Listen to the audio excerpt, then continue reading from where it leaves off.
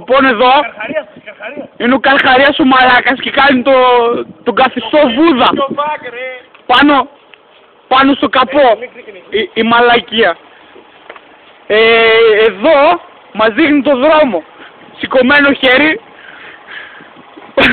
στο καπό επάνω, είναι ο Μπάρτσας ο τρελός, ο πιλότος δηλαδή, και αυτός είναι ο επόπτης, ο οργανωτής. Γιατί κάποιος τον έριξε. Ο σκηνοθέτης. Και εδώ είναι ο σκηνοθέτης και χορηγός, Άμστελ.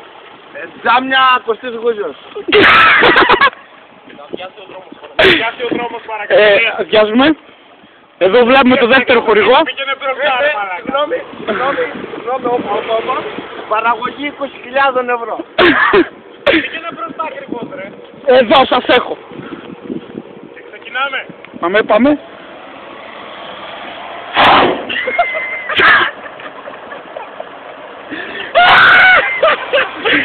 Η τέλειο πιλότος είναι ο